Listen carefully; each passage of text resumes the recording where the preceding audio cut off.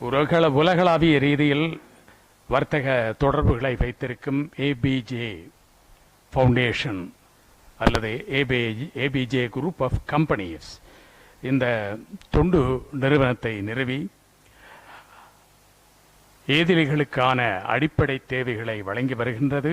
அதை வெளியில் முக்கியமாக பசித்த வயிற்றுக்கு உணவு வழங்கும் ஒரு உணவு வங்கியையும் வெற்றிகரமாக நடத்தி வருகிறது என்று அறிந்தேன்.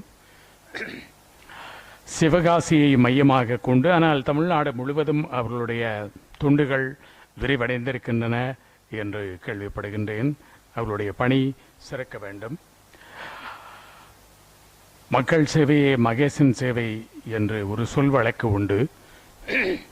அந்த வகையில் திரு சலீம் அவர்கள் இந்த பணியை மேலும் தேச எல்லைகள் கடந்து கொண்டு செல்ல வேண்டும். அதற்கு எல்லோருக்கும் பொதுவான ஏக இறைவன் அவருக்கு நல்லருள் புரிய வேண்டும் என்று பிரார்த்தனை செய்து கொண்டு அவருடைய தொண்டுகளுக்கு நெஞ்சார்ந்த வாழ்த்துக்களை தெரிவித்து இந்த விருதினை தந்தமைக்கு என்னுடைய மனம் கனிந்த நன்றியையும் தெரிவித்து விடைபெறுகின்றேன்.